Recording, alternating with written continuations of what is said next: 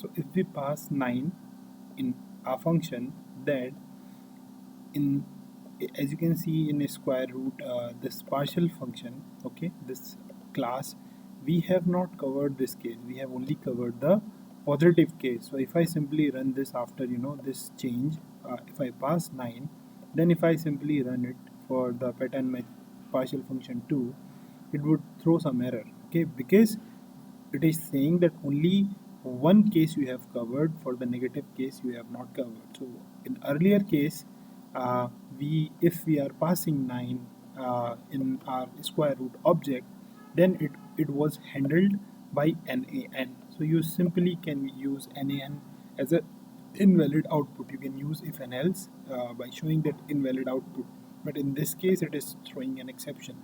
But still it is optimized in many ways, because you are simply writing one statement instead of two three statements over here.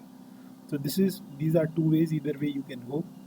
Either you can implement the case statement for implementing partial function, or you can go with these two methods, is defined at or apply. Okay, so let's see what is next. So the next is trait. Trait is very simple. Trait is similar to the interface we have used in Java. So in interface, we don't have the implementation of the functions, but the just the abstract view or the declaration of the functions. So it is similar to the interface. So here in Scala, you use extend keywords instead of implementation in Java. So one is the trait, which is having one object which is undefined, and we are defining that function in the trait class, which is actually extending the trait. And now we are creating the object of that extended class, trait class, and we are calling this show method, and it would print us this. If I run this code, I have created a code for that as well. I'll show you this trait object. So if I run this code, it will print you this. So trait object, let me run trait object. It would print you this class interface. So this class trait class extend trait one. So this is the output of that. Now let's come to the pattern matching. Pattern matching is very important. What to say? A topic of this unit, I would say.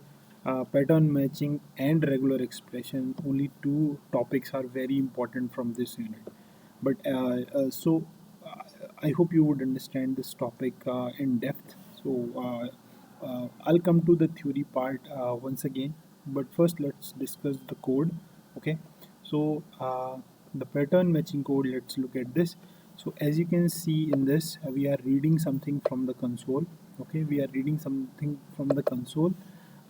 It is the input day. So we are we are entering some day, and we are make I have created a match case statement, which is actually checking what you have entered, and if it is Saturday, it is printing weekend started. If it is Sunday, it is saying it's still a weekend. So if I simply run this code, the pattern matching one code, it would wait us for us to write something over the console. So I'll write Saturday and hit enter. So it is saying weekend started. But what if I don't pass Saturday or Sunday? Then it is the similar case as we have seen earlier with the case statement. It would throw some error. So if I, instead of this, if I type Monday, it would throw an error, because we have not created any such case for this particular input. So by using the pattern matching like this, by simply using the variable name after match, and then you can create the different cases, we can manage with the patterns we are entering. Okay, and based on those values, we can choose what will happen. Okay, so this is just one line. You can write as many line as possible. Okay, so in that case, as you can see over here,